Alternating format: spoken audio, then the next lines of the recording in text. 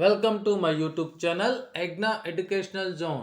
AP ఉద్యోగుల ఎన్నికల హామీలు అమలు దిశగా కసరత్తు, పెండింగ్ బిల్లులు మరియు సిపిఎస్పై కీలక నిర్ణయం, జిల్లాల పునర్విభజనపై నిర్ణయం.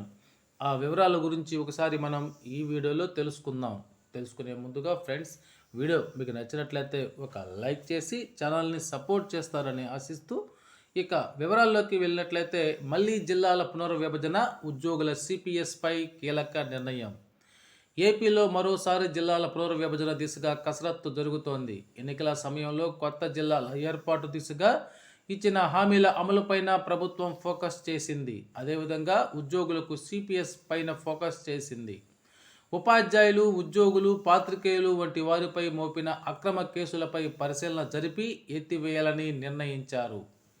పెండింగ్ బిల్లులు చెల్లింపుపైన కూడా ప్రభుత్వం కార్యాచరణ ఖరారు చేసింది. ఇక టీడీపీ పాలిట్ బ్యూరో సమావేశంలో పలు కీలక నిర్ణయాలని తీసుకున్నారు. వైసీపీ ప్రభుత్వం పెండింగ్లో పెట్టిన బిల్లులను త్వరగా చెల్లించాలని నిర్ణయం తీసుకున్నారు.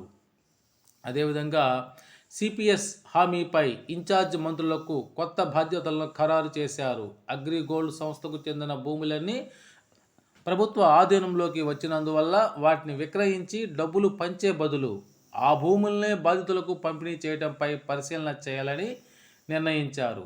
సౌర విద్యుత్తును అందుబాటులోకి తేవడం ద్వారా ఈ ఏడాది కరెంటు కొనుగోలు ఖర్చును యూనిట్కు 35 పైసల వరకు తగ్గించడానికి ప్రయత్నించాలి అనే చర్చ జరిగింది. ఎన్నికల్లో హామీ ఇచ్చిన ఉద్యోగుల పింఛను పథకం సిపిఎస్పై పరిశీలన జరిపి వారికి వీలైనంత వరకు పాత పింఛనుతో సమానంగా కొత్త పింఛను వచ్చే మార్గాలను అన్వేషించాలని పాలిట్ బ్యూరోలో నిర్ణయం తీసుకున్నారు.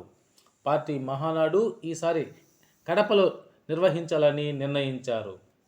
జిల్లాల పునర్విభజన మహానాడులోగా పార్టీ కమిటీల ఎన్నికలు పూర్తి చేయాలని డిసైడ్ అయ్యారు. ఈ సమావేశంలో కీలకమైన జిల్లాల పునర్విభజన పైన కూడా చర్చ జరిగింది. ఎన్నికల ప్రచారంలో మార్కాపురం కేంద్రంగా కొత్త జిల్లా, పోలవరం ముంపు మండలాలు కలిపి జిల్లా ఏర్పాటుకు ఇచ్చిన హామీలు అమలుపై ఆలోచన చేయాలని నిర్ణయించారు. అదేవిధంగా అన్నమయ్య జిల్లా కేంద్రం రాయచోట్లో పెట్టడం, మదనపల్లి మరీ దూరం కావడం పైన కూడా పరిశీలనకు వచ్చింది. వీటిపైన కూడా నిర్ణయించారు. డోన్ కేంద్రంగా కొత్త జిల్లా ఏర్పాటు చేయాలని మాజీ ఉప ముఖ్యమంత్రి కేఈ కృష్ణమూర్తి కోరారు.